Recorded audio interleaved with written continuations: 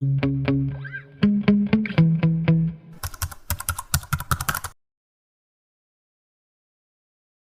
to the Finance Story, and I'm your host, Vishal Krishna. Today we have with us Swati Singhania, who's a chartered accountant from the 2005 batch and is also the proprietor of S Singhania and Associates. A little more about Swati. She has also got a certification from the Indian Institute of Corporate Affairs.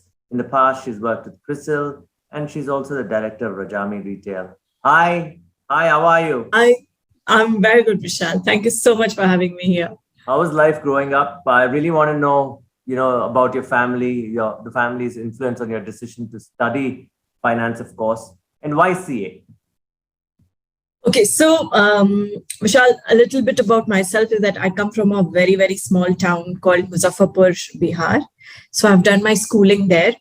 And from the time I come, which is 2001, at that point of time, education system for women in Bihar was in a very bad state. And I come from a very strongly knit joint family. So my father really wanted the daughters to study. And he decided CA for me. Honestly, I didn't have a choice. It was an option. It was not even an option. It was just told, go to Calcutta, study CA, do well in your life. That's why CA. Did he make sure that he sat with you and taught you mathematics, arithmetic majorly? Yes. Probably not maths, but I think I was always made to deal with money at my own level, at my old child level, because I come from a business family and my father is a business owner. So I always knew where my passbook is. I always knew how much money I had of my own. And he would tell me what investments he's doing for me. So I think I was always made to deal with money from a very young age. Yes, so that influence. Were you the only daughter? Or did you have? No, we are three sisters. I'm the eldest, and then we have a brother. So we are 4 in total. So 3 sisters. And so, what was his influence in a sense? Did he always talk about? Did he take you to his business? Did he ask you to look at the numbers always? Yes, I think that was a very passive impact that I had from my childhood. So my father, whenever he used to take care of his accounts, even at my very, very young school age, he used to say, okay, find some mistakes if you can find some mistakes, and okay, this is how we put numbers, this is how we take in money, and this is how we do expenses. So I think without consciously knowing that I'm learning business, somewhere that impact was there from a very young age in my life. That's phenomenal, right? I mean, that means, did you also get to do other things? I mean, how would life be? You were studying your CA. Would you also do a BCom, or would you do sports or something like that? No, I think it was only about padhai. It was only about padhai because I had a lot riding on me. I was coming from a small town, close-knit family. I didn't had the option to fail, honestly. Neither in my mind, and my parents ensured that I knew that I don't have the option to fail. So I was doing my CA, I was doing my BCom, and then I also picked up company secretary. So I did all these 3 all together and nothing else in my life, literally nothing else in my life for those top 4 years. Wow. I mean, you said there was a lot riding on you. Why? Yeah. Was it because business difficulties at home, or personally, yes, you wanted to succeed?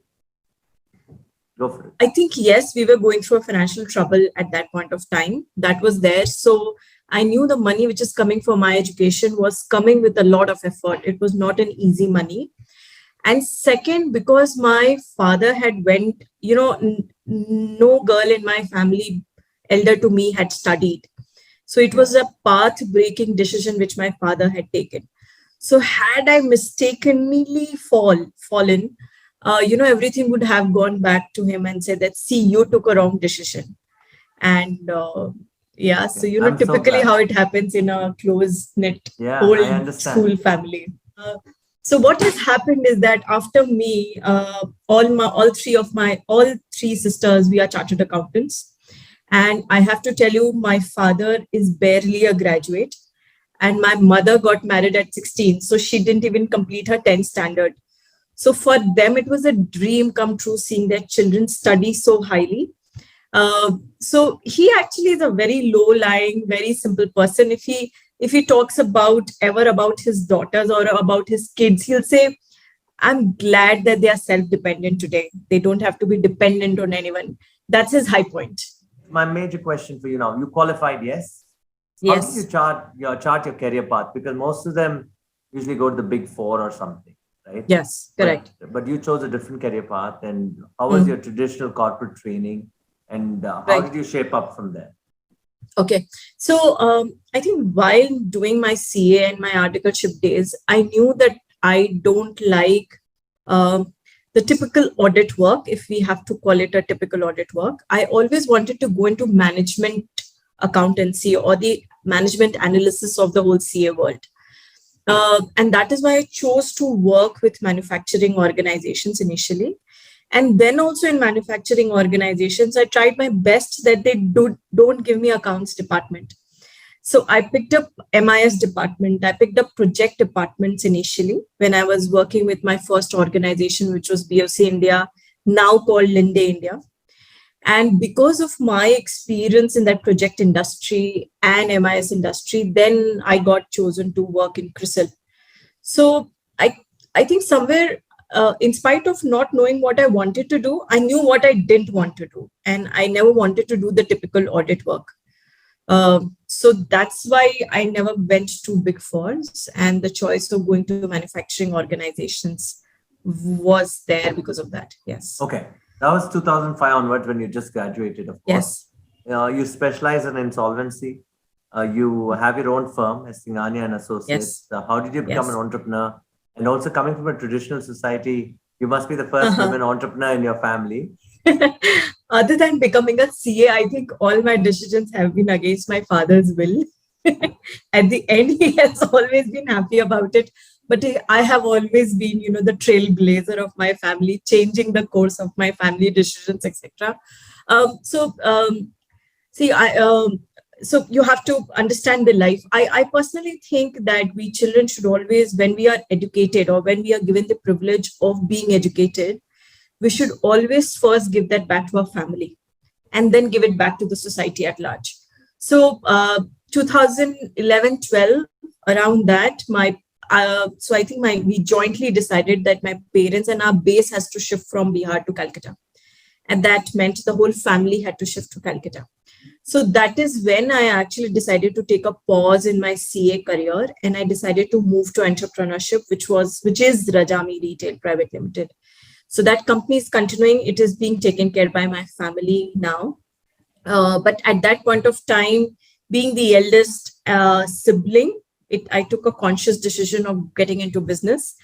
And now when I look back, I think I'm very, very happy about that decision, because when I meet clients and when they tell me about their business issues, I can feel them because I've felt that. How hard was it for you to move from Bihar to Calcutta, of course, and in Calcutta also still a traditional society? Yes. Did people accept you? Did the client base accept you, saying, hey, this proprietor firm or the CA firm is run by a woman? And how was that experience like? So, Vishal, I think that struggle is a perpetual struggle in our society. Especially when you're walking into a room with a no man walking beside you. I think I'm always prepared that the first top 3 questions will be weird questions that I have to answer. And you have to tell me what they are so that other men can listen to this and not make that mistake. I've heard things like, so when I was in business, a very common thing which always strikes with me that when I used to take care of the retail in my business, the customers used to walk in and say, "Mujhe boss se baat karni hai," and I used to say, "I am the boss." So they said, "Aap boss nahi ho sakti hai." I said, "Mera naam ye hai, ye company maine banai hai," and there used to be like 2 minutes of drop dead silence. So that's one, and that's so obvious that people expect that if there's a girl on the shop on the floor, she must be employed and not the owner. And sometimes there has been an instance where a man was adamant that I will not speak to a lady. I think men listening to this, please understand that times have changed. We are in 2022, for God's sake. But I'm glad we digressed a bit, because that's important. I think we will make note at Finance Story to put this out, because it's really, really funny.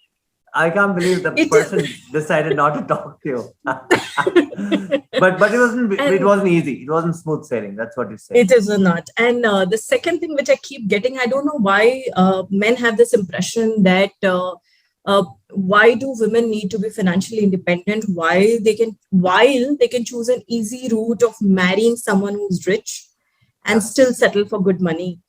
There have been conversations when, on a very lighter note, I tell people that who says that if I am earning, I can't marry a rich person. I can still decide to marry a rich person. And you understand we are doubly rich by then because I am rich and he is rich and we both are rich. And that too, you coming from the eastern part of the country where still these issues exist. I mean, it's not Bangalore, and even in Bangalore, these issues exist. But how did you overcome these? Just you would get angry, or would you just pleasantly smile and just wait for things to change? I think it has been a cycle. Initially, I used to really get affected with it. It used to stay with me for days. And sometimes it used to also break me, because when people used to really look down on me as to, is your family not making enough that you have to come out and earn? When you hear lines like that. But today, I think I've learned to take it with a it's almost like I give back. If a brick is thrown at me, I'm sure I'm throwing back thousands of them at them. I give an answer that guy is almost zapped and doesn't have a comeback to me, honestly. Because when people tell me that, okay, you're single and you are so ambitious about it. So my mostly answer is, you didn't make the country rich by getting married, right? At least I'm trying to do that. So absolutely, you should thank me for not getting married and stuff like that. So, I very honest answer. Very honest. I like this honest answer. I also want to know your client base from S Singhania and Associates. Yes. You built that single-handedly. What kind of services do you offer, and how has that grown? So again, as I said, we didn't want to do the typical audit work. So currently of my revenues, about 20-30% of them is the audit and GST filing and the regular work. The balance 60-70% of my work is largely towards, we work with a lot of startups. So we do a lot of due diligences. We do a lot of mentoring for startups. We do a lot of forensic audits for these investors who are coming in.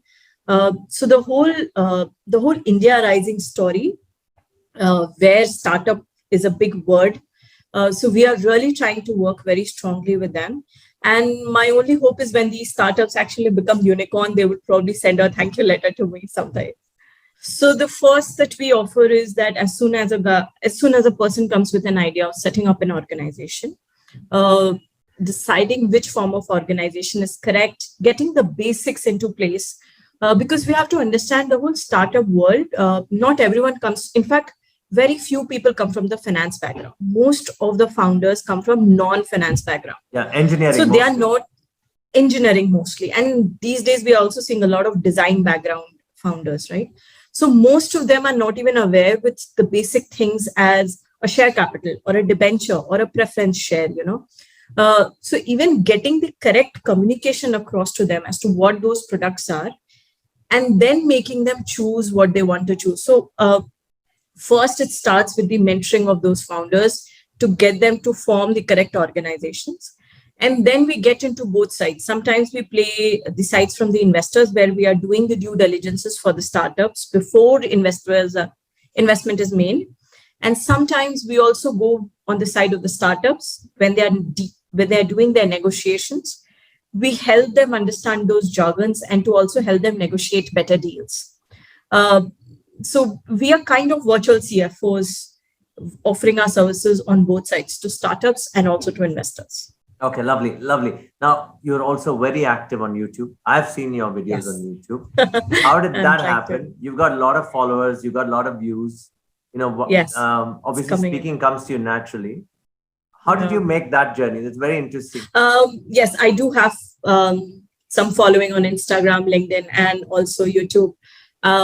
Though there is always a fight of creating more and more content, which time is not permitting so much. But the whole concept of YouTube and Instagram and LinkedIn came because I always felt that there was a big gap between the knowledge that we are given being a finance person and the knowledge that most of the people have. So there is a huge gap between the finance background people and the non-finance background people. And yes, you may say that there are already so much of YouTube channels. There are so many channels which are offering, but there are very few channels which are offering core startup related issues, business related problems. So you'll see huge number of channels for equity and investment decisions, but there are very few channels which are offering these niche of startup issues. So the whole idea of YouTube was to enter that space. And even through Instagram and LinkedIn, etc., I'm trying to answer those small questions which may come to a founder and he may say, okay, what is a debt equity ratio? Now he can Google it, or he can decide to see a 1 minute, 2 minute video to understand whether he should raise equity or whether he should raise debt. Even a question like that sometimes is a difficult answer for startups. And also, like, one thing which I want to say, that I meet a lot of women, especially here around East India, who've done CA, who've done CS, but for some personal reasons, they are not practicing or they are not into jobs. I keep pushing them and telling them, why don't you take freelancing assignments? Even if you take up the fact of filing few ITRs every year, you are in touch with your education. Why are you letting that go for waste? So I think that is a message that I would really want to pass on to women, that if you are listening or if you're watching, and if you have done any form of certificate course, your effort has gone there. So please don't let it go wasted. It's like you will not let your children's efforts go wasted. So why are you letting your own efforts go for waste? So then I want to ask you, how should women plan? Say if you're a woman who passes out CA at 22, but gives up for whatever reasons and wants to come back at 26. Or say a woman who took a break from being a mother at the age of 30 or 40, 35, and then wants to come back at the age of 40. Is it possible for them to come back? If they have to come back, what should they be up to date with? See, I think the first thing that they should not think that they are 40 or 30 or 35 and they're jumping into a career. See, I restarted my practice when I was, I think, 35 or 36. So I was not on 20. I was also in my late 30s. And yes, it does has challenges, because when you are going to clients, probably they are 25-year-olds who are pitching for the same work. But then because you come with some experience, some form of experience, that always helps. And also pick up one task. So you can pick up one task that, okay, I will only do income tax returns, or I will only do balance sheet audits, or, every 2-3 months, CA institutes and every institute, cost accountants, company secretaries, they keep offering these certificate courses. What helps when you are when you enroll for any of these courses is that you get attached to 20, 30, 40, 50 other professionals. And that really creates a social media connect for you, or rather a buffer zone for you. So take certification courses. You can be a mother, study, keep up to date. Yes. And then moving in is all about on-the-job training. And if any men who own companies are listening to this, please take women who have taken a maternity break and come back to work. Swati, my last question to you is about your confidence. You're confident. And how did you build? See, I think my confidence has come in because of my life, coming from a small town, setting up in a new city, going through everything that went through, and also entrepreneurship, as you mentioned. But if there is a hack to confidence, that you have to convince yourself that what is the worst that can happen with that decision. So if let's say if I'm walking into a client and I don't have an appointment, it's a cold call, example. What is the worst that can happen? He'll make me wait for 5 hours, or he'll kick me out of that office. Worst case situations, right? If you prepare yourself for the worst case situations, the balance falls into place, because you have trained your mind to be okay with the worst case situation. So you're sitting for an exam. What is the worst can happen? You will fail. Your relatives will laugh on you for 2 years, and then they'll forget. So worst case situation, if you train your mind to be okay with, the balance falls into place. Your mind learns that, okay, I'm prepared for that worst case situation. Everything else is a cakewalk. Great. Great. I want you to mention to us what is your YouTube channel, your Insta channel, and then they should go follow it. Okay, press the subscribe Please button. do that. Okay, follow the finance story and follow whatever she's going to tell you right now. But what's your link? What's your link to YouTube called? So my YouTube link is called Swati Singhania Finance. Ladies and gentlemen, this is Swati Singhania. Thank you for watching the finance story. It's such a pleasure. No, it's been an absolute pleasure. Go like us and we'll tell you where to follow her. She's on Swati Singhania Finance, of course. Thank you so much. Thank you so much, Vishal, for having me here.